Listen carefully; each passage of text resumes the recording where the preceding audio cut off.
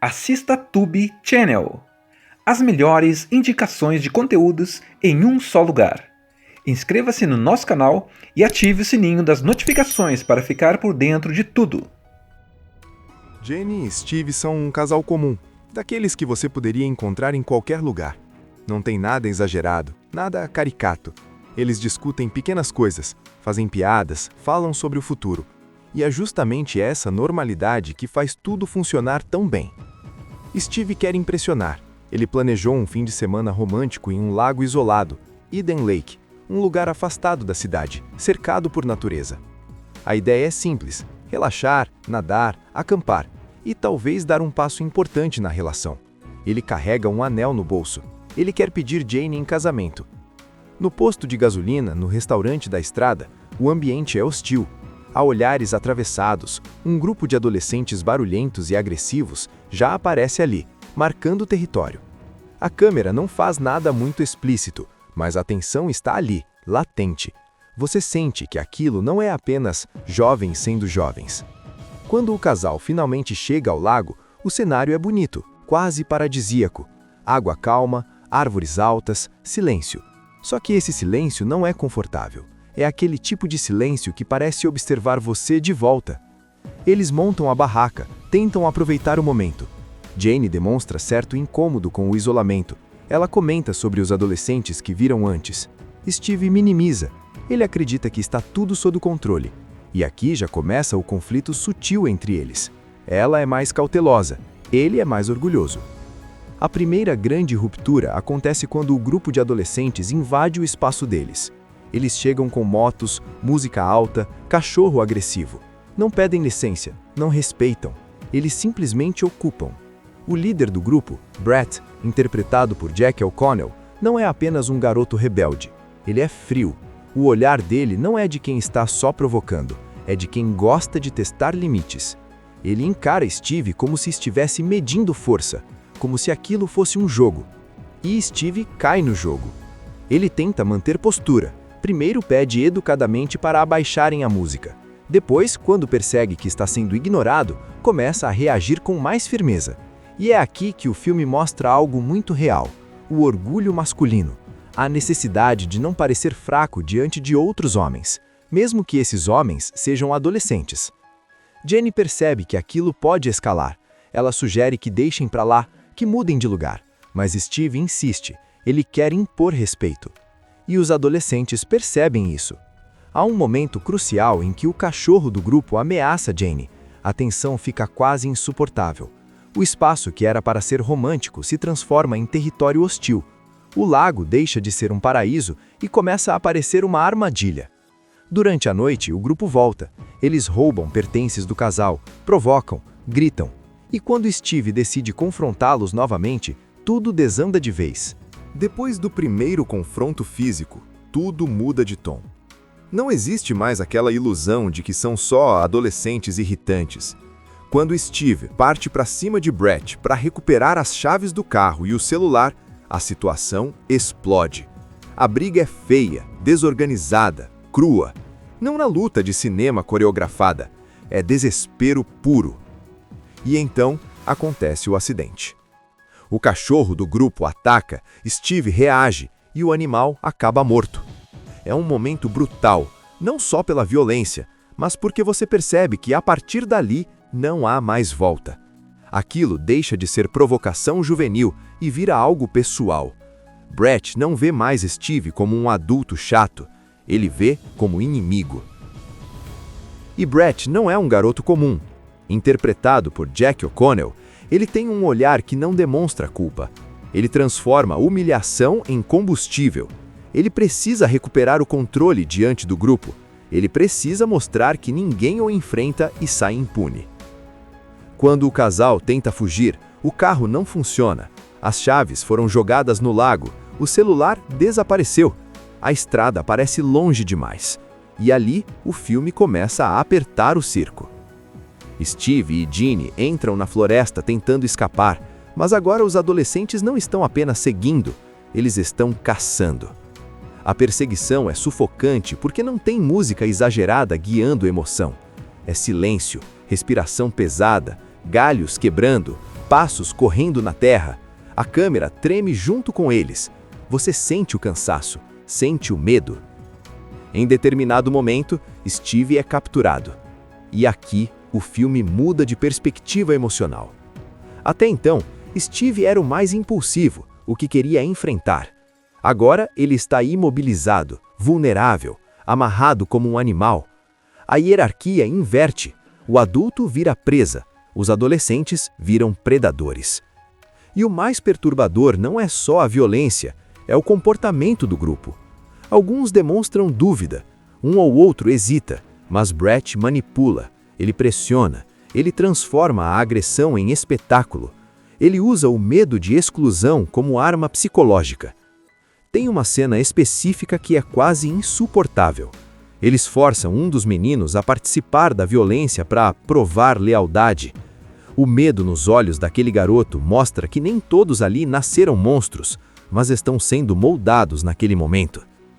Essa parte do filme é cruel, porque mostra como a brutalidade pode ser contagiosa, como um líder errado pode empurrar outros para ultrapassar limites que talvez nunca cruzariam sozinhos. Enquanto isso, Ginny, vivida por Kelly Riley, observa escondida, e é aqui que a personagem dela começa a se transformar. Na primeira parte, ela era a voz da cautela. Agora, ela precisa virar sobrevivente. Ela presencia o sofrimento de Steve sem poder intervir. E o terror nos olhos dela não é apenas medo de morrer, é o horror de perceber que está cercada por jovens capazes de qualquer coisa. Quando a violência finalmente atinge seu ponto mais brutal contra Steve, o filme não romantiza. Não existe heroísmo, não existe última frase inspiradora. Existe apenas dor, impotência e uma sensação esmagadora de injustiça. E ali, no meio da floresta, a dinâmica muda completamente. Jenny não é mais a mesma pessoa. Aquela mulher que queria apenas um fim de semana tranquilo agora está suja, machucada, respirando com dificuldade, correndo no limite do próprio corpo. Interpretada de forma intensa por Kelly Riley, Jenny entra em modo sobrevivência total. Ela corre pela floresta sem rumo certo. Cada barulho parece um passo atrás dela. Cada galho quebrando soa como um grito. O filme faz questão de mostrar o desgaste físico. Ela tropeça, cai, se levanta. Não há glamour, não há força sobrenatural, só instinto. Enquanto isso, Brett, vivido por Jack O'Connell, continua liderando o grupo com uma frieza assustadora. Ele já não parece um adolescente comum. Existe algo perturbador na maneira como ele conduz os outros, como se estivesse testando até onde pode ir. E o pior, ele percebe que pode ir muito longe. Jenny tenta usar a inteligência. Em determinado momento, ela consegue manipular a situação, criando desconfiança entre os próprios garotos. Um deles começa a hesitar. O medo muda de lado por alguns segundos. E você pensa, talvez ela consiga. Mas Eden Lake não é um filme de talvez. Há uma sequência especialmente cruel quando Jenny se esconde na casa de um dos adolescentes.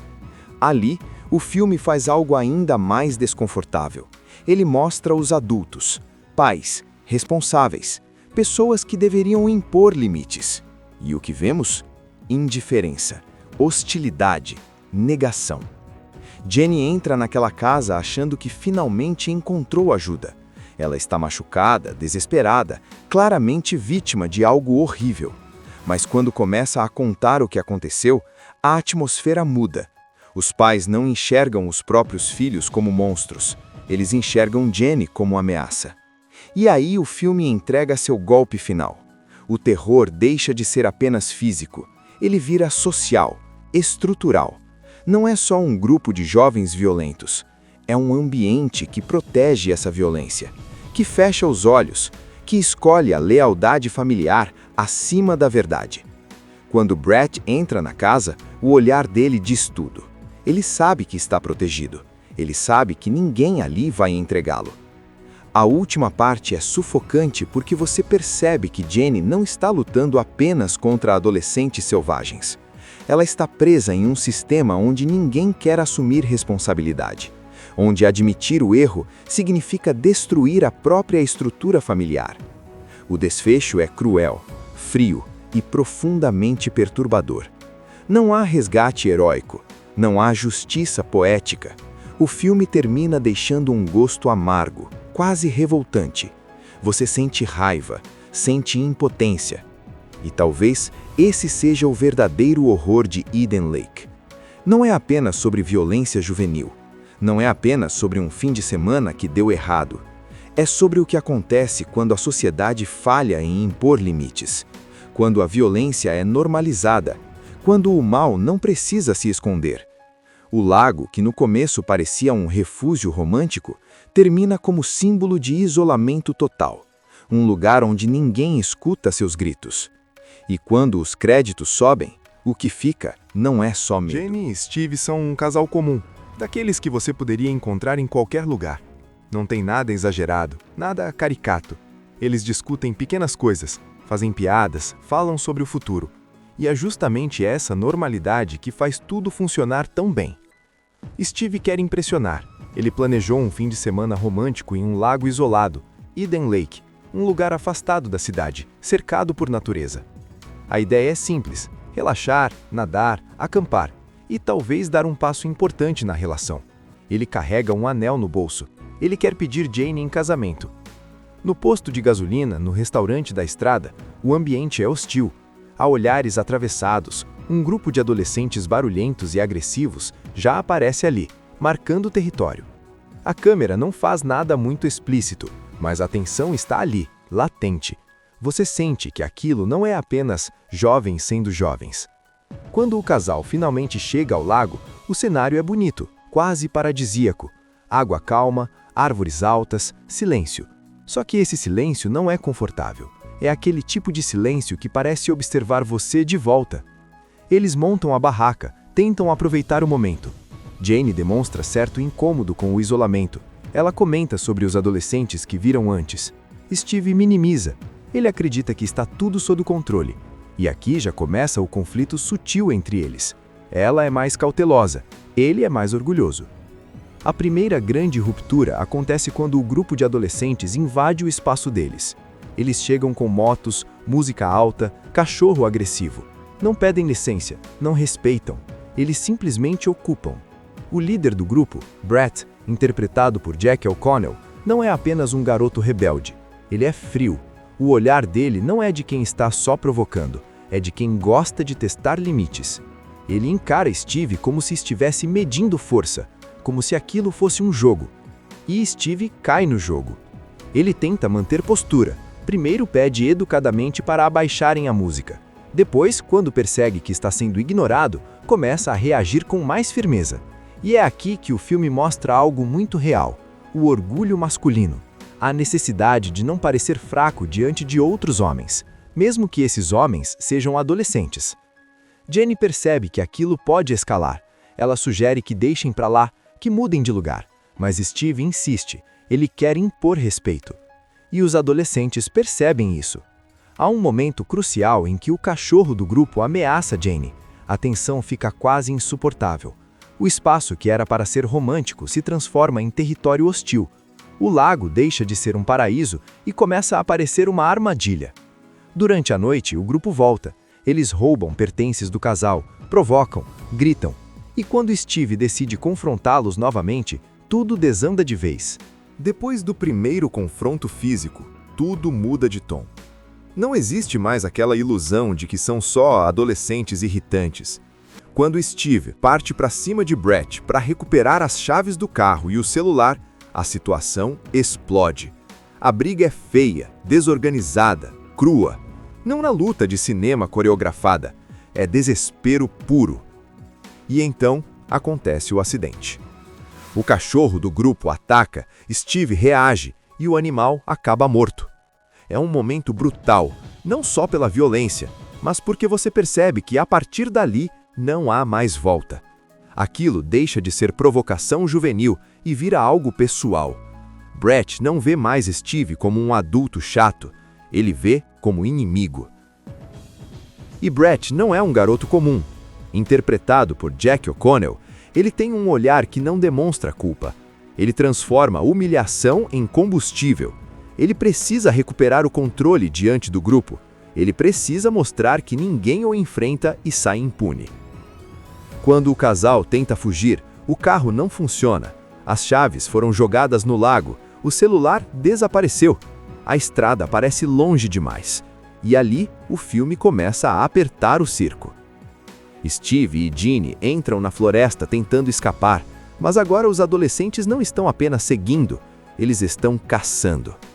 A perseguição é sufocante porque não tem música exagerada guiando a emoção. É silêncio, respiração pesada, galhos quebrando, passos correndo na terra.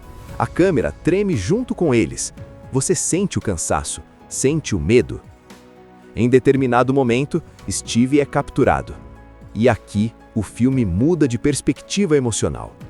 Até então, Steve era o mais impulsivo, o que queria enfrentar.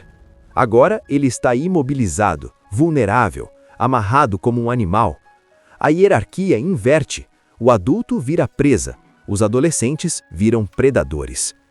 E o mais perturbador não é só a violência, é o comportamento do grupo. Alguns demonstram dúvida, um ou outro hesita, mas Brett manipula, ele pressiona, ele transforma a agressão em espetáculo. Ele usa o medo de exclusão como arma psicológica. Tem uma cena específica que é quase insuportável. Eles forçam um dos meninos a participar da violência para provar lealdade. O medo nos olhos daquele garoto mostra que nem todos ali nasceram monstros, mas estão sendo moldados naquele momento. Essa parte do filme é cruel, porque mostra como a brutalidade pode ser contagiosa, como um líder errado pode empurrar outros para ultrapassar limites que talvez nunca cruzariam sozinhos. Enquanto isso, Ginny, vivida por Kelly Riley, observa escondida, e é aqui que a personagem dela começa a se transformar. Na primeira parte, ela era a voz da cautela. Agora, ela precisa virar sobrevivente. Ela presencia o sofrimento de Steve sem poder intervir. E o terror nos olhos dela não é apenas medo de morrer, é o horror de perceber que está cercada por jovens capazes de qualquer coisa. Quando a violência finalmente atinge seu ponto mais brutal contra Steve, o filme não romantiza. Não existe heroísmo, não existe última frase inspiradora. Existe apenas dor, impotência e uma sensação esmagadora de injustiça. E ali, no meio da floresta, a dinâmica muda completamente. Jenny não é mais a mesma pessoa. Aquela mulher que queria apenas um fim de semana tranquilo agora está suja, machucada, respirando com dificuldade, correndo no limite do próprio corpo. Interpretada de forma intensa por Kelly Riley, Jenny entra em modo sobrevivência total. Ela corre pela floresta sem rumo certo. Cada barulho parece um passo atrás dela. Cada galho quebrando soa como um grito. O filme faz questão de mostrar o desgaste físico. Ela tropeça, cai, se levanta. Não há glamour, não há força sobrenatural, só instinto. Enquanto isso, Brett, vivido por Jack O'Connell, continua liderando o grupo com uma frieza assustadora. Ele já não parece um adolescente comum. Existe algo perturbador na maneira como ele conduz os outros, como se estivesse testando até onde pode ir. E o pior, ele percebe que pode ir muito longe. Jenny tenta usar a inteligência. Em determinado momento, ela consegue manipular a situação, criando desconfiança entre os próprios garotos. Um deles começa a hesitar. O medo muda de lado por alguns segundos. E você pensa, talvez ela consiga. Mas Eden Lake não é um filme de talvez. Há uma sequência especialmente cruel quando Jenny se esconde na casa de um dos adolescentes. Ali, o filme faz algo ainda mais desconfortável. Ele mostra os adultos, pais, responsáveis, pessoas que deveriam impor limites. E o que vemos? Indiferença, hostilidade, negação. Jenny entra naquela casa achando que finalmente encontrou ajuda. Ela está machucada, desesperada, claramente vítima de algo horrível. Mas quando começa a contar o que aconteceu, a atmosfera muda. Os pais não enxergam os próprios filhos como monstros. Eles enxergam Jenny como ameaça. E aí o filme entrega seu golpe final. O terror deixa de ser apenas físico, ele vira social, estrutural. Não é só um grupo de jovens violentos, é um ambiente que protege essa violência, que fecha os olhos, que escolhe a lealdade familiar acima da verdade. Quando Brett entra na casa, o olhar dele diz tudo. Ele sabe que está protegido, ele sabe que ninguém ali vai entregá-lo. A última parte é sufocante porque você percebe que Jenny não está lutando apenas contra adolescentes selvagens. Ela está presa em um sistema onde ninguém quer assumir responsabilidade, onde admitir o erro significa destruir a própria estrutura familiar. O desfecho é cruel, frio e profundamente perturbador. Não há resgate heróico, não há justiça poética. O filme termina deixando um gosto amargo, quase revoltante. Você sente raiva, sente impotência. E talvez esse seja o verdadeiro horror de Eden Lake. Não é apenas sobre violência juvenil. Não é apenas sobre um fim de semana que deu errado. É sobre o que acontece quando a sociedade falha em impor limites. Quando a violência é normalizada. Quando o mal não precisa se esconder. O lago, que no começo parecia um refúgio romântico, termina como símbolo de isolamento total. Um lugar onde ninguém escuta seus gritos. E quando os créditos sobem, o que fica não é só medo. Jenny e Steve são um casal comum, daqueles que você poderia encontrar em qualquer lugar. Não tem nada exagerado, nada caricato. Eles discutem pequenas coisas, fazem piadas, falam sobre o futuro. E é justamente essa normalidade que faz tudo funcionar tão bem. Steve quer impressionar. Ele planejou um fim de semana romântico em um lago isolado, Eden Lake, um lugar afastado da cidade, cercado por natureza. A ideia é simples: relaxar, nadar, acampar e talvez dar um passo importante na relação. Ele carrega um anel no bolso. Ele quer pedir Jane em casamento. No posto de gasolina, no restaurante da estrada, o ambiente é hostil.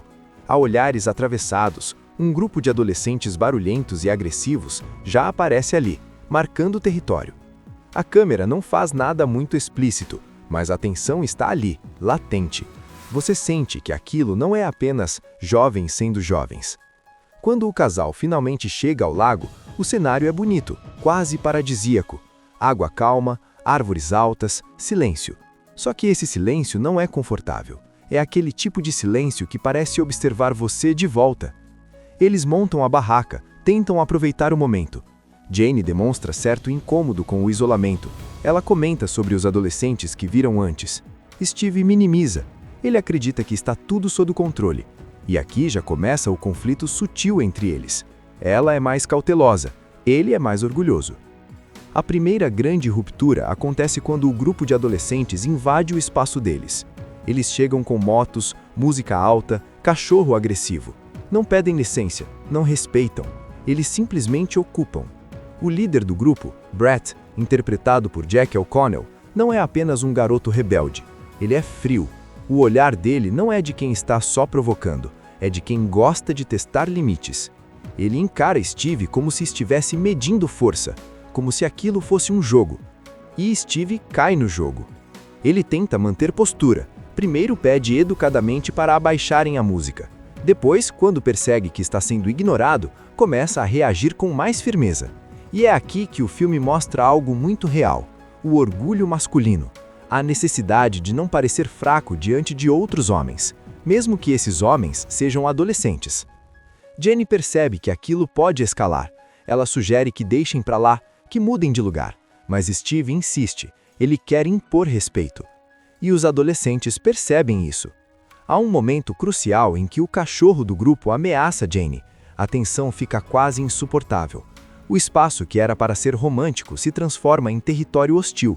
O lago deixa de ser um paraíso e começa a parecer uma armadilha. Durante a noite, o grupo volta. Eles roubam pertences do casal, provocam, gritam. E quando Steve decide confrontá-los novamente, tudo desanda de vez. Depois do primeiro confronto físico, tudo muda de tom. Não existe mais aquela ilusão de que são só adolescentes irritantes. Quando Steve parte para cima de Brett para recuperar as chaves do carro e o celular, a situação explode. A briga é feia, desorganizada, crua. Não na luta de cinema coreografada. É desespero puro. E então acontece o acidente. O cachorro do grupo ataca, Steve reage e o animal acaba morto. É um momento brutal, não só pela violência, mas porque você percebe que a partir dali não há mais volta. Aquilo deixa de ser provocação juvenil e vira algo pessoal. Brett não vê mais Steve como um adulto chato, ele vê como inimigo. E Brett não é um garoto comum. Interpretado por Jack O'Connell, ele tem um olhar que não demonstra culpa. Ele transforma humilhação em combustível. Ele precisa recuperar o controle diante do grupo. Ele precisa mostrar que ninguém o enfrenta e sai impune. Quando o casal tenta fugir, o carro não funciona. As chaves foram jogadas no lago. O celular desapareceu. A estrada parece longe demais. E ali, o filme começa a apertar o circo. Steve e Ginny entram na floresta tentando escapar, mas agora os adolescentes não estão apenas seguindo, eles estão caçando. A perseguição é sufocante porque não tem música exagerada guiando emoção. É silêncio, respiração pesada, galhos quebrando, passos correndo na terra. A câmera treme junto com eles. Você sente o cansaço, sente o medo. Em determinado momento, Steve é capturado. E aqui, o filme muda de perspectiva emocional. Até então, Steve era o mais impulsivo, o que queria enfrentar. Agora ele está imobilizado, vulnerável, amarrado como um animal. A hierarquia inverte.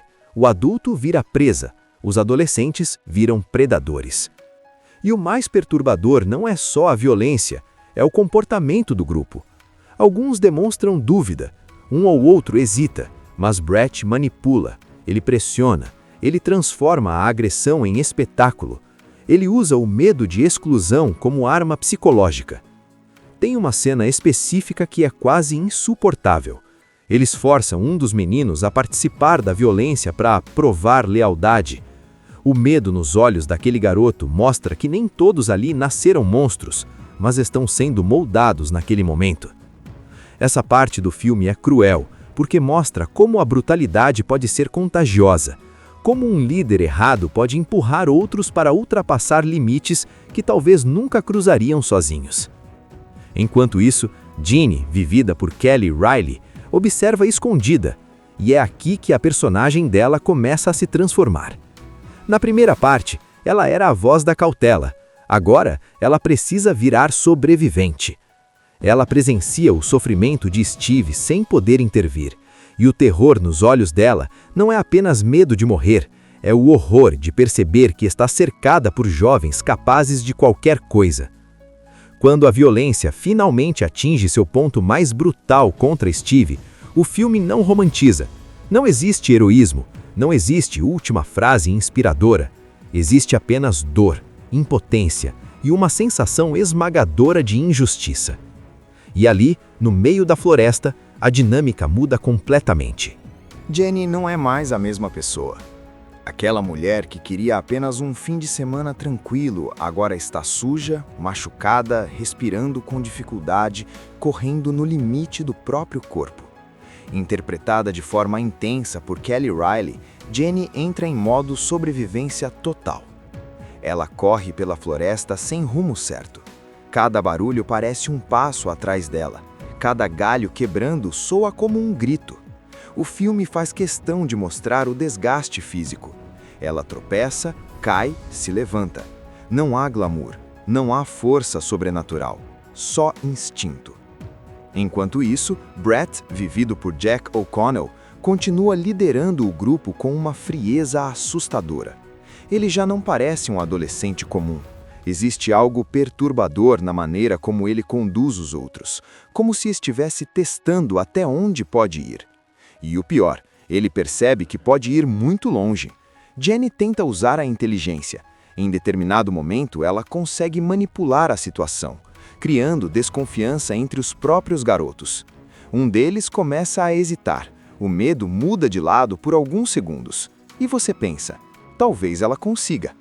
Mas Eden Lake não é um filme de talvez. Há uma sequência especialmente cruel quando Jenny se esconde na casa de um dos adolescentes. Ali, o filme faz algo ainda mais desconfortável. Ele mostra os adultos, pais, responsáveis, pessoas que deveriam impor limites. E o que vemos? Indiferença, hostilidade, negação. Jenny entra naquela casa achando que finalmente encontrou ajuda. Ela está machucada, desesperada, claramente vítima de algo horrível. Mas quando começa a contar o que aconteceu, a atmosfera muda. Os pais não enxergam os próprios filhos como monstros. Eles enxergam Jenny como ameaça. E aí o filme entrega seu golpe final.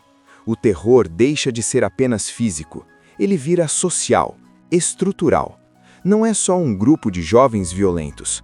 É um ambiente que protege essa violência, que fecha os olhos, que escolhe a lealdade familiar acima da verdade. Quando Brett entra na casa, o olhar dele diz tudo. Ele sabe que está protegido. Ele sabe que ninguém ali vai entregá-lo. A última parte é sufocante porque você percebe que Jenny não está lutando apenas contra adolescentes selvagens. Ela está presa em um sistema onde ninguém quer assumir responsabilidade, onde admitir o erro significa destruir a própria estrutura familiar.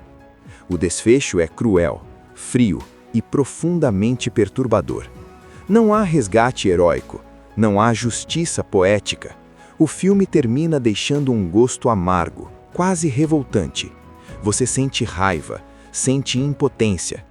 E talvez esse seja o verdadeiro horror de Eden Lake. Não é apenas sobre violência juvenil.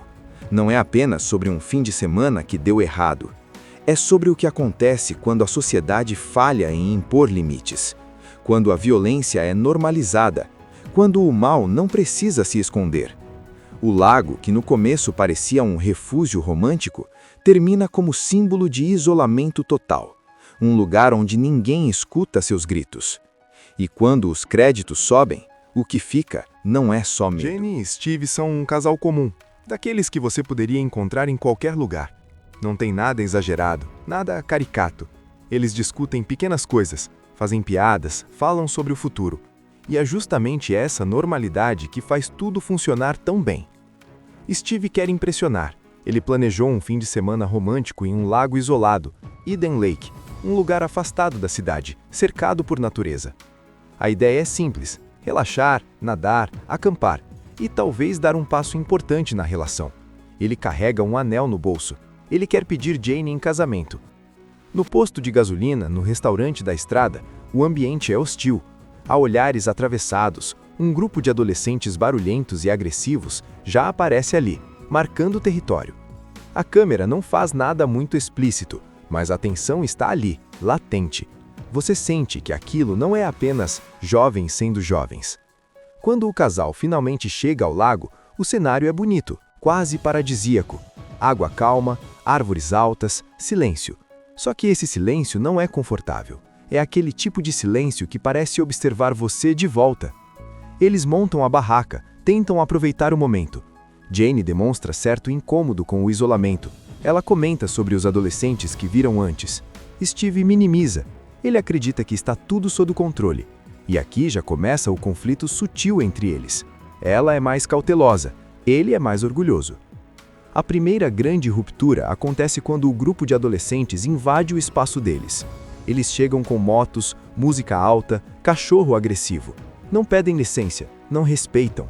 Eles simplesmente ocupam. O líder do grupo, Brett, interpretado por Jack O'Connell, não é apenas um garoto rebelde. Ele é frio.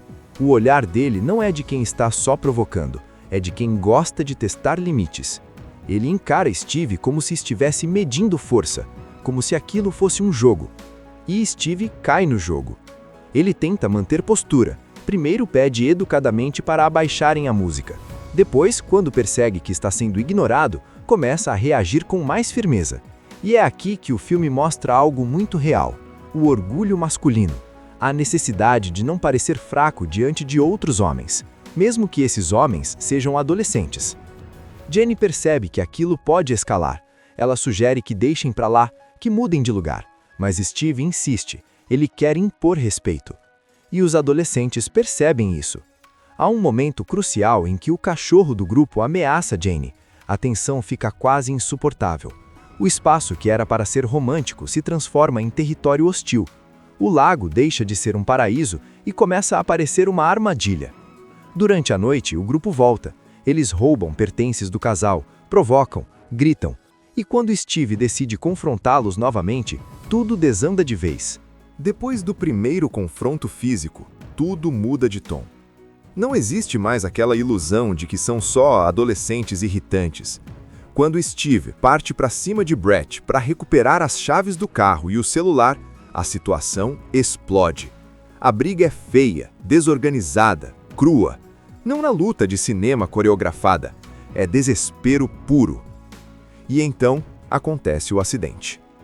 O cachorro do grupo ataca, Steve reage e o animal acaba morto. É um momento brutal, não só pela violência, mas porque você percebe que a partir dali não há mais volta. Aquilo deixa de ser provocação juvenil e vira algo pessoal. Brett não vê mais Steve como um adulto chato, ele vê como inimigo. E Brett não é um garoto comum. Interpretado por Jack O'Connell, ele tem um olhar que não demonstra culpa. Ele transforma humilhação em combustível. Ele precisa recuperar o controle diante do grupo.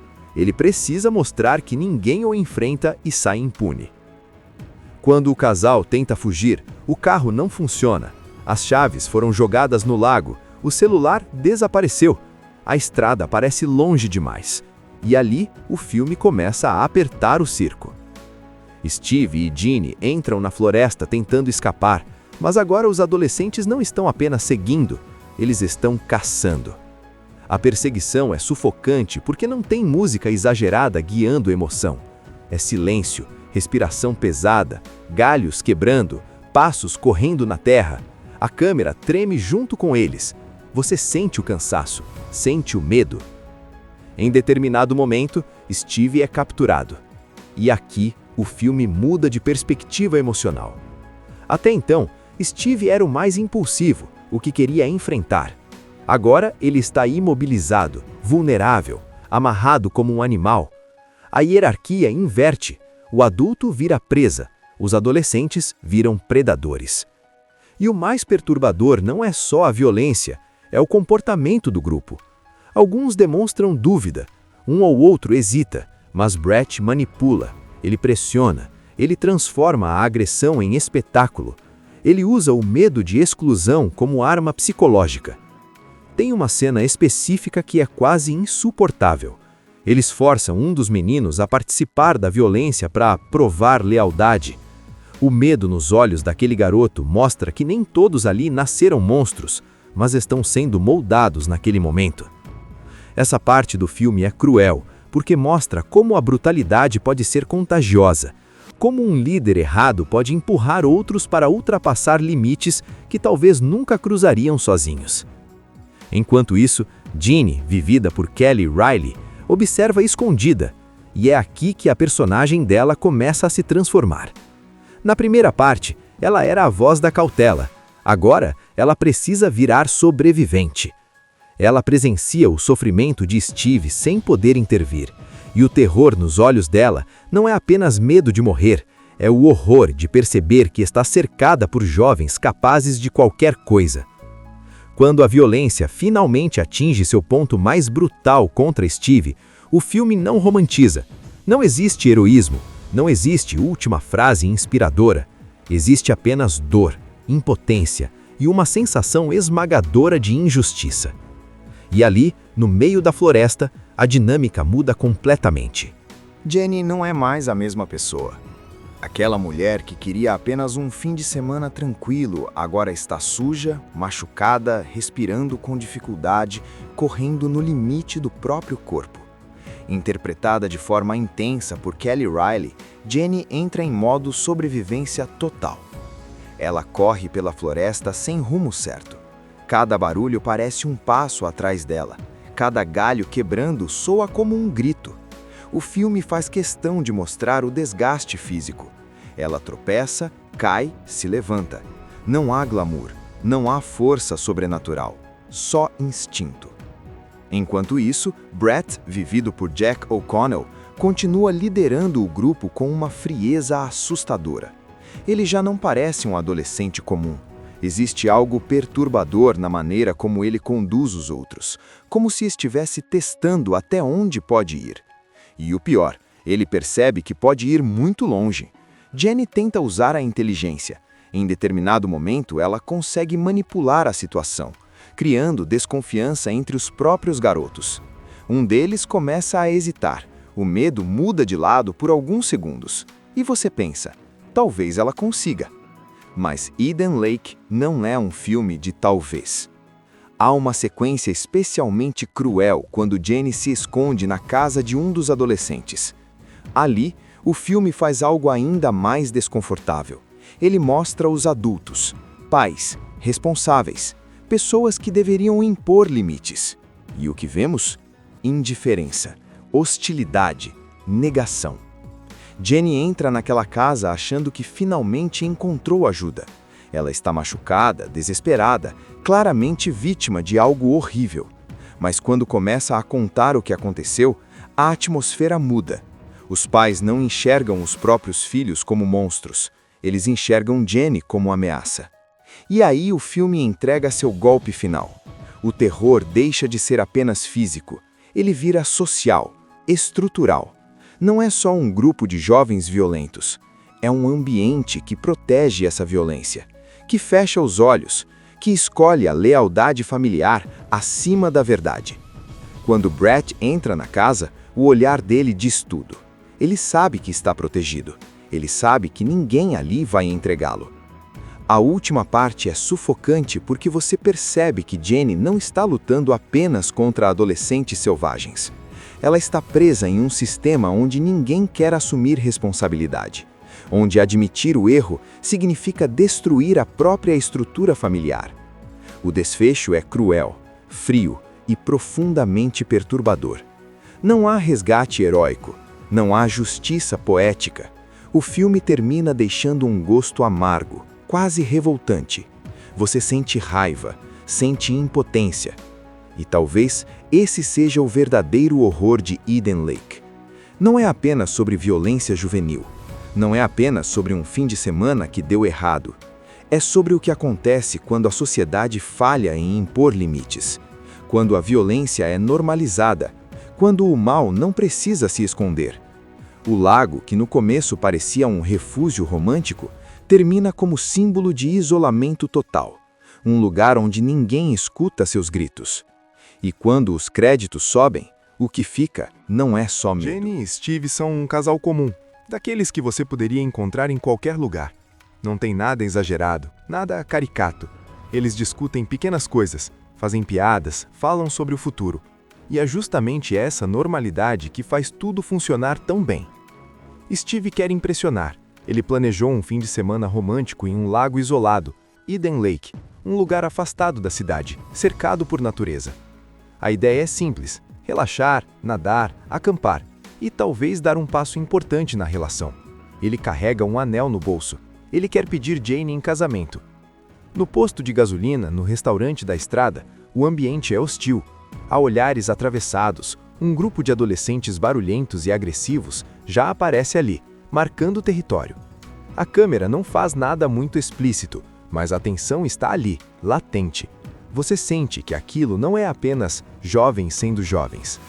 Quando o casal finalmente chega ao lago, o cenário é bonito, quase paradisíaco.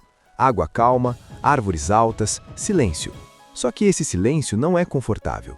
É aquele tipo de silêncio que parece observar você de volta. Eles montam a barraca, tentam aproveitar o momento. Jane demonstra certo incômodo com o isolamento. Ela comenta sobre os adolescentes que viram antes. Steve minimiza. Ele acredita que está tudo sob controle. E aqui já começa o conflito sutil entre eles. Ela é mais cautelosa, ele é mais orgulhoso. A primeira grande ruptura acontece quando o grupo de adolescentes invade o espaço deles. Eles chegam com motos, música alta, cachorro agressivo. Não pedem licença, não respeitam. Eles simplesmente ocupam. O líder do grupo, Brett, interpretado por Jack O'Connell, não é apenas um garoto rebelde. Ele é frio. O olhar dele não é de quem está só provocando. é de quem gosta de testar limites. Ele encara Steve como se estivesse medindo força, como se aquilo fosse um jogo. E Steve cai no jogo. Ele tenta manter postura. Primeiro pede educadamente para abaixarem a música. Depois, quando percebe que está sendo ignorado, começa a reagir com mais firmeza. E é aqui que o filme mostra algo muito real: o orgulho masculino, a necessidade de não parecer fraco diante de outros homens, mesmo que esses homens sejam adolescentes. Jenny percebe que aquilo pode escalar. Ela sugere que deixem para lá, que mudem de lugar, mas Steve insiste. Ele quer impor respeito. E os adolescentes percebem isso. Há um momento crucial em que o cachorro do grupo ameaça Jenny. A tensão fica quase insuportável. O espaço que era para ser romântico se transforma em território hostil. O lago deixa de ser um paraíso e começa a parecer uma armadilha. Durante a noite, o grupo volta. Eles roubam pertences do casal, provocam, gritam. E quando Steve decide confrontá-los novamente, tudo desanda de vez. Depois do primeiro confronto físico, tudo muda de tom. Não existe mais aquela ilusão de que são só adolescentes irritantes. Quando Steve parte para cima de Brett para recuperar as chaves do carro e o celular, a situação explode. A briga é feia, desorganizada, crua. Não na luta de cinema coreografada, é desespero puro. E então acontece o acidente. O cachorro do grupo ataca, Steve reage e o animal acaba morto. É um momento brutal, não só pela violência, mas porque você percebe que a partir dali não há mais volta. Aquilo deixa de ser provocação juvenil e vira algo pessoal. Brett não vê mais Steve como um adulto chato, ele vê como inimigo. E Brett não é um garoto comum. Interpretado por Jack O'Connell, ele tem um olhar que não demonstra culpa. Ele transforma humilhação em combustível. Ele precisa recuperar o controle diante do grupo. Ele precisa mostrar que ninguém o enfrenta e sai impune. Quando o casal tenta fugir, o carro não funciona. As chaves foram jogadas no lago, o celular desapareceu. A estrada parece longe demais. E ali, o filme começa a apertar o circo. Steve e Ginny entram na floresta tentando escapar, mas agora os adolescentes não estão apenas seguindo, eles estão caçando.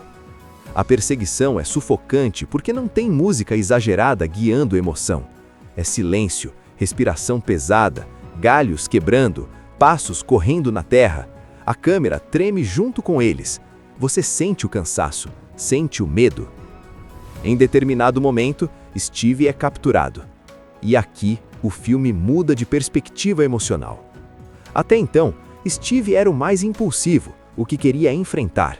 Agora ele está imobilizado, vulnerável, amarrado como um animal. A hierarquia inverte. O adulto vira presa, os adolescentes viram predadores. E o mais perturbador não é só a violência, é o comportamento do grupo.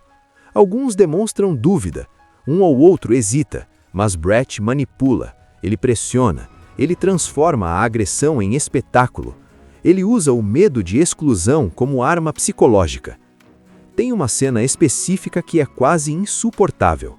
Eles forçam um dos meninos a participar da violência para provar lealdade.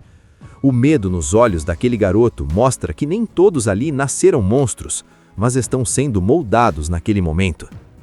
Essa parte do filme é cruel, porque mostra como a brutalidade pode ser contagiosa, como um líder errado pode empurrar outros para ultrapassar limites que talvez nunca cruzariam sozinhos. Enquanto isso, Ginny, vivida por Kelly Riley, observa escondida, e é aqui que a personagem dela começa a se transformar. Na primeira parte, ela era a voz da cautela. Agora, ela precisa virar sobrevivente. Ela presencia o sofrimento de Steve sem poder intervir. E o terror nos olhos dela não é apenas medo de morrer, é o horror de perceber que está cercada por jovens capazes de qualquer coisa. Quando a violência finalmente atinge seu ponto mais brutal contra Steve, o filme não romantiza. Não existe heroísmo, não existe última frase inspiradora. Existe apenas dor, impotência e uma sensação esmagadora de injustiça. E ali, no meio da floresta, a dinâmica muda completamente. Jenny não é mais a mesma pessoa. Aquela mulher que queria apenas um fim de semana tranquilo agora está suja, machucada, respirando com dificuldade, correndo no limite do próprio corpo. Interpretada de forma intensa por Kelly Reilly, Jenny entra em modo sobrevivência total. Ela corre pela floresta sem rumo certo. Cada barulho parece um passo atrás dela. Cada galho quebrando soa como um grito. O filme faz questão de mostrar o desgaste físico. Ela tropeça, cai, se levanta. Não há glamour, não há força sobrenatural, só instinto. Enquanto isso, Brett, vivido por Jack O'Connell, continua liderando o grupo com uma frieza assustadora.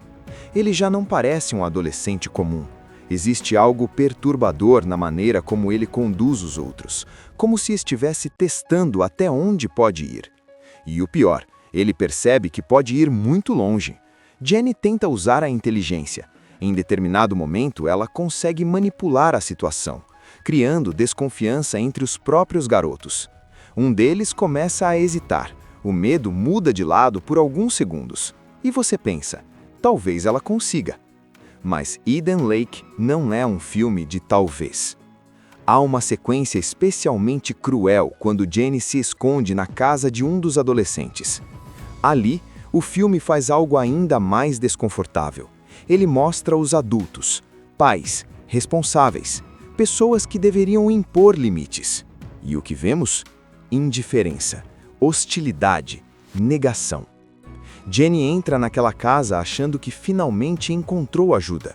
Ela está machucada, desesperada, claramente vítima de algo horrível.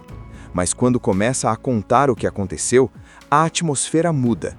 Os pais não enxergam os próprios filhos como monstros. Eles enxergam Jenny como ameaça. E aí o filme entrega seu golpe final. O terror deixa de ser apenas físico. Ele vira social, estrutural. Não é só um grupo de jovens violentos. É um ambiente que protege essa violência, que fecha os olhos, que escolhe a lealdade familiar acima da verdade. Quando Brett entra na casa, o olhar dele diz tudo. Ele sabe que está protegido. Ele sabe que ninguém ali vai entregá-lo. A última parte é sufocante porque você percebe que Jenny não está lutando apenas contra adolescentes selvagens. Ela está presa em um sistema onde ninguém quer assumir responsabilidade, onde admitir o erro significa destruir a própria estrutura familiar. O desfecho é cruel, frio e profundamente perturbador. Não há resgate heróico, não há justiça poética. O filme termina deixando um gosto amargo, quase revoltante.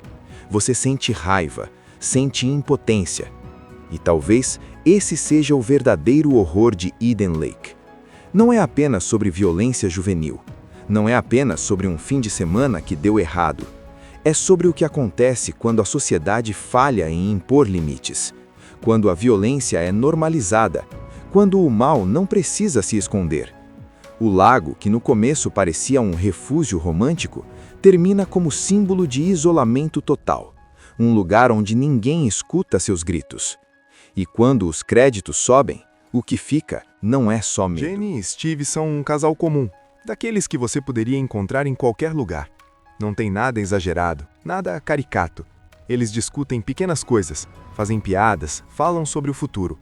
E é justamente essa normalidade que faz tudo funcionar tão bem. Steve quer impressionar. Ele planejou um fim de semana romântico em um lago isolado, Eden Lake, um lugar afastado da cidade, cercado por natureza. A ideia é simples: relaxar, nadar, acampar e talvez dar um passo importante na relação. Ele carrega um anel no bolso. Ele quer pedir Jane em casamento. No posto de gasolina, no restaurante da estrada, o ambiente é hostil.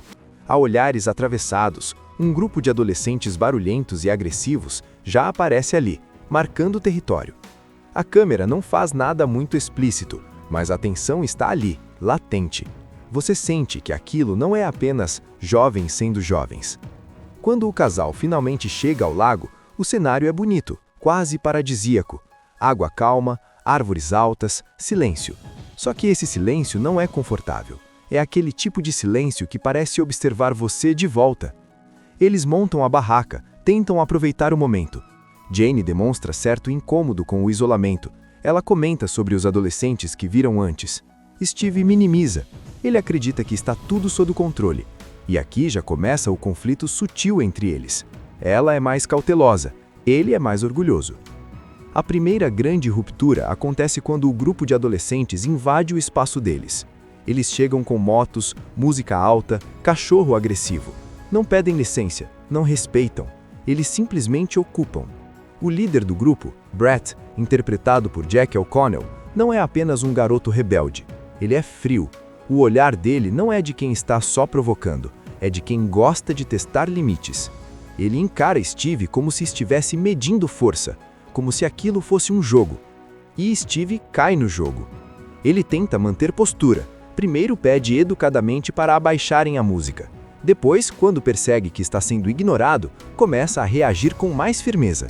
E é aqui que o filme mostra algo muito real: o orgulho masculino. A necessidade de não parecer fraco diante de outros homens, mesmo que esses homens sejam adolescentes. Jenny percebe que aquilo pode escalar. Ela sugere que deixem para lá, que mudem de lugar. Mas Steve insiste, ele quer impor respeito. E os adolescentes percebem isso. Há um momento crucial em que o cachorro do grupo ameaça Jenny. A tensão fica quase insuportável. O espaço que era para ser romântico se transforma em território hostil. O lago deixa de ser um paraíso e começa a parecer uma armadilha. Durante a noite, o grupo volta. Eles roubam pertences do casal, provocam, gritam. E quando Steve decide confrontá-los novamente, tudo desanda de vez. Depois do primeiro confronto físico, tudo muda de tom. Não existe mais aquela ilusão de que são só adolescentes irritantes. Quando Steve parte para cima de Brett para recuperar as chaves do carro e o celular, a situação explode. A briga é feia, desorganizada, crua. Não na luta de cinema coreografada, é desespero puro. E então acontece o acidente. O cachorro do grupo ataca, Steve reage e o animal acaba morto. É um momento brutal, não só pela violência, mas porque você percebe que a partir dali não há mais volta. Aquilo deixa de ser provocação juvenil e vira algo pessoal. Brett não vê mais Steve como um adulto chato, ele vê como inimigo. E Brett não é um garoto comum. Interpretado por Jack O'Connell, ele tem um olhar que não demonstra culpa. Ele transforma humilhação em combustível. Ele precisa recuperar o controle diante do grupo. Ele precisa mostrar que ninguém o enfrenta e sai impune. Quando o casal tenta fugir, o carro não funciona. As chaves foram jogadas no lago, o celular desapareceu. A estrada parece longe demais. E ali, o filme começa a apertar o circo.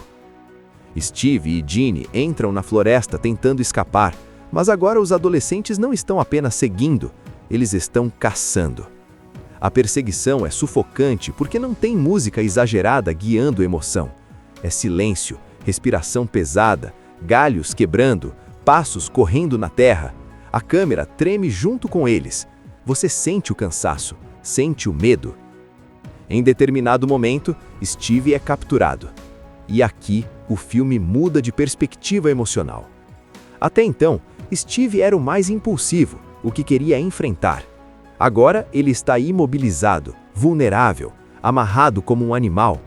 A hierarquia inverte. O adulto vira presa, os adolescentes viram predadores. E o mais perturbador não é só a violência, é o comportamento do grupo. Alguns demonstram dúvida, um ou outro hesita, mas Brett manipula, ele pressiona, ele transforma a agressão em espetáculo. Ele usa o medo de exclusão como arma psicológica. Tem uma cena específica que é quase insuportável. Eles forçam um dos meninos a participar da violência para provar lealdade. O medo nos olhos daquele garoto mostra que nem todos ali nasceram monstros, mas estão sendo moldados naquele momento.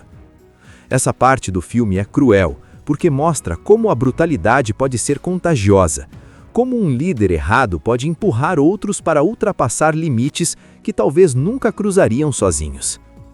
Enquanto isso, Ginny, vivida por Kelly Riley, observa escondida, e é aqui que a personagem dela começa a se transformar. Na primeira parte, ela era a voz da cautela. Agora, ela precisa virar sobrevivente. Ela presencia o sofrimento de Steve sem poder intervir. E o terror nos olhos dela não é apenas medo de morrer, é o horror de perceber que está cercada por jovens capazes de qualquer coisa. Quando a violência finalmente atinge seu ponto mais brutal contra Steve, o filme não romantiza. Não existe heroísmo, não existe última frase inspiradora. Existe apenas dor, impotência e uma sensação esmagadora de injustiça. E ali, no meio da floresta, a dinâmica muda completamente. Jenny não é mais a mesma pessoa. Aquela mulher que queria apenas um fim de semana tranquilo agora está suja, machucada, respirando com dificuldade, correndo no limite do próprio corpo. Interpretada de forma intensa por Kelly Reilly, Jenny entra em modo sobrevivência total. Ela corre pela floresta sem rumo certo. Cada barulho parece um passo atrás dela. Cada galho quebrando soa como um grito. O filme faz questão de mostrar o desgaste físico. Ela tropeça, cai, se levanta. Não há glamour, não há força sobrenatural, só instinto. Enquanto isso, Brett, vivido por Jack O'Connell, continua liderando o grupo com uma frieza assustadora. Ele já não parece um adolescente comum. Existe algo perturbador na maneira como ele conduz os outros, como se estivesse testando até onde pode ir. E o pior, ele percebe que pode ir muito longe. Jenny tenta usar a inteligência. Em determinado momento, ela consegue manipular a situação, criando desconfiança entre os próprios garotos. Um deles começa a hesitar. O medo muda de lado por alguns segundos. E você pensa, talvez ela consiga.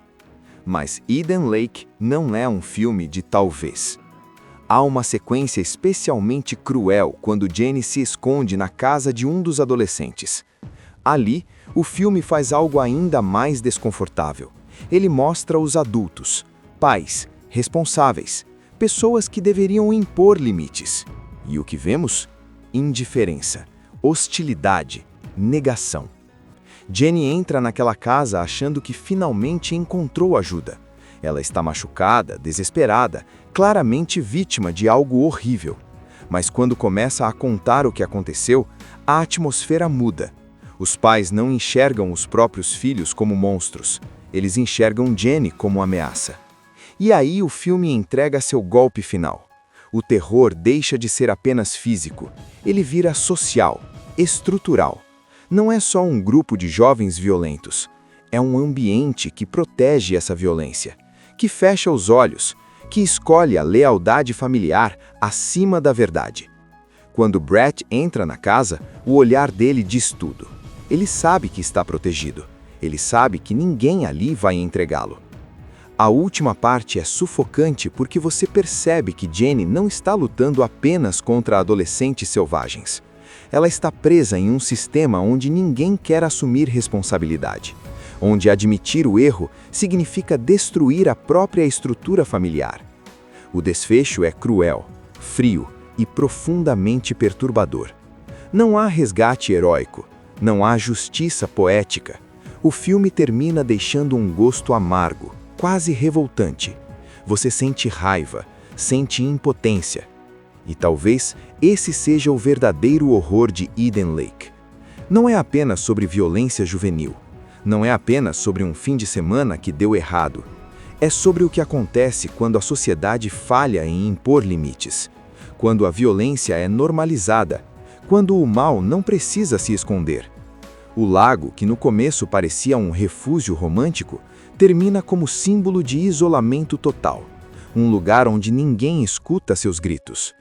E quando os créditos sobem, o que fica não é só medo. Jenny e Steve são um casal comum, daqueles que você poderia encontrar em qualquer lugar. Não tem nada exagerado, nada caricato. Eles discutem pequenas coisas, fazem piadas, falam sobre o futuro. E é justamente essa normalidade que faz tudo funcionar tão bem. Steve quer impressionar. Ele planejou um fim de semana romântico em um lago isolado, Eden Lake, um lugar afastado da cidade, cercado por natureza. A ideia é simples: relaxar, nadar, acampar e talvez dar um passo importante na relação. Ele carrega um anel no bolso, Ele quer pedir Jane em casamento. No posto de gasolina, no restaurante da estrada, o ambiente é hostil. Há olhares atravessados, um grupo de adolescentes barulhentos e agressivos já aparece ali, marcando o território. A câmera não faz nada muito explícito, mas a tensão está ali, latente. Você sente que aquilo não é apenas jovens sendo jovens. Quando o casal finalmente chega ao lago, o cenário é bonito, quase paradisíaco. Água calma, árvores altas, silêncio. Só que esse silêncio não é confortável. É aquele tipo de silêncio que parece observar você de volta. Eles montam a barraca, tentam aproveitar o momento. Jane demonstra certo incômodo com o isolamento. Ela comenta sobre os adolescentes que viram antes. Steve minimiza. Ele acredita que está tudo sob controle. E aqui já começa o conflito sutil entre eles. Ela é mais cautelosa, ele é mais orgulhoso. A primeira grande ruptura acontece quando o grupo de adolescentes invade o espaço deles. Eles chegam com motos, música alta, cachorro agressivo. Não pedem licença, não respeitam. Eles simplesmente ocupam. O líder do grupo, Brett, interpretado por Jack O'Connell, não é apenas um garoto rebelde. Ele é frio. O olhar dele não é de quem está só provocando, é de quem gosta de testar limites. Ele encara Steve como se estivesse medindo força, como se aquilo fosse um jogo. E Steve cai no jogo. Ele tenta manter postura. Primeiro pede educadamente para abaixarem a música. Depois, quando percebe que está sendo ignorado, começa a reagir com mais firmeza. E é aqui que o filme mostra algo muito real: o orgulho masculino. A necessidade de não parecer fraco diante de outros homens, mesmo que esses homens sejam adolescentes. Jenny percebe que aquilo pode escalar. Ela sugere que deixem para lá, que mudem de lugar. Mas Steve insiste. Ele quer impor respeito. E os adolescentes percebem isso. Há um momento crucial em que o cachorro do grupo ameaça Jenny. A tensão fica quase insuportável. O espaço que era para ser romântico se transforma em território hostil. O lago deixa de ser um paraíso e começa a aparecer uma armadilha. Durante a noite, o grupo volta. Eles roubam pertences do casal, provocam, gritam. E quando Steve decide confrontá-los novamente, tudo desanda de vez. Depois do primeiro confronto físico, tudo muda de tom. Não existe mais aquela ilusão de que são só adolescentes irritantes. Quando Steve parte para cima de Brett para recuperar as chaves do carro e o celular, a situação explode. A briga é feia, desorganizada, crua. Não na luta de cinema coreografada, é desespero puro. E então acontece o acidente. O cachorro do grupo ataca, Steve reage e o animal acaba morto. É um momento brutal, não só pela violência, mas porque você percebe que a partir dali não há mais volta. Aquilo deixa de ser provocação juvenil e vira algo pessoal. Brett não vê mais Steve como um adulto chato, ele vê como inimigo. E Brett não é um garoto comum. Interpretado por Jack O'Connell, ele tem um olhar que não demonstra culpa. Ele transforma humilhação em combustível. Ele precisa recuperar o controle diante do grupo. Ele precisa mostrar que ninguém o enfrenta e sai impune. Quando o casal tenta fugir, o carro não funciona. As chaves foram jogadas no lago, o celular desapareceu. A estrada parece longe demais. E ali, o filme começa a apertar o circo. Steve e Ginny entram na floresta tentando escapar, mas agora os adolescentes não estão apenas seguindo, eles estão caçando. A perseguição é sufocante porque não tem música exagerada guiando emoção. É silêncio, respiração pesada, galhos quebrando, passos correndo na terra. A câmera treme junto com eles. Você sente o cansaço, sente o medo. Em determinado momento, Steve é capturado. E aqui, o filme muda de perspectiva emocional. Até então, Steve era o mais impulsivo, o que queria enfrentar. Agora, ele está imobilizado, vulnerável, amarrado como um animal. A hierarquia inverte. O adulto vira presa, os adolescentes viram predadores. E o mais perturbador não é só a violência, é o comportamento do grupo. Alguns demonstram dúvida, um ou outro hesita, mas Brett manipula, ele pressiona, ele transforma a agressão em espetáculo. Ele usa o medo de exclusão como arma psicológica. Tem uma cena específica que é quase insuportável. Eles forçam um dos meninos a participar da violência para provar lealdade. O medo nos olhos daquele garoto mostra que nem todos ali nasceram monstros, mas estão sendo moldados naquele momento. Essa parte do filme é cruel, porque mostra como a brutalidade pode ser contagiosa, como um líder errado pode empurrar outros para ultrapassar limites que talvez nunca cruzariam sozinhos. Enquanto isso, Ginny, vivida por Kelly Riley, observa escondida, e é aqui que a personagem dela começa a se transformar. Na primeira parte, ela era a voz da cautela. Agora, ela precisa virar sobrevivente. Ela presencia o sofrimento de Steve sem poder intervir. E o terror nos olhos dela não é apenas medo de morrer, é o horror de perceber que está cercada por jovens capazes de qualquer coisa. Quando a violência finalmente atinge seu ponto mais brutal contra Steve, o filme não romantiza. Não existe heroísmo, não existe última frase inspiradora. Existe apenas dor, impotência e uma sensação esmagadora de injustiça. E ali, no meio da floresta, a dinâmica muda completamente. Jenny não é mais a mesma pessoa. Aquela mulher que queria apenas um fim de semana tranquilo agora está suja, machucada, respirando com dificuldade, correndo no limite do próprio corpo. Interpretada de forma intensa por Kelly Riley, Jenny entra em modo sobrevivência total. Ela corre pela floresta sem rumo certo. Cada barulho parece um passo atrás dela. Cada galho quebrando soa como um grito. O filme faz questão de mostrar o desgaste físico. Ela tropeça, cai, se levanta. Não há glamour, não há força sobrenatural, só instinto. Enquanto isso, Brett, vivido por Jack O'Connell, continua liderando o grupo com uma frieza assustadora. Ele já não parece um adolescente comum. Existe algo perturbador na maneira como ele conduz os outros, como se estivesse testando até onde pode ir. E o pior, ele percebe que pode ir muito longe. Jenny tenta usar a inteligência. Em determinado momento, ela consegue manipular a situação, criando desconfiança entre os próprios garotos. Um deles começa a hesitar. O medo muda de lado por alguns segundos. E você pensa, talvez ela consiga. Mas Eden Lake não é um filme de talvez. Há uma sequência especialmente cruel quando Jenny se esconde na casa de um dos adolescentes. Ali, o filme faz algo ainda mais desconfortável.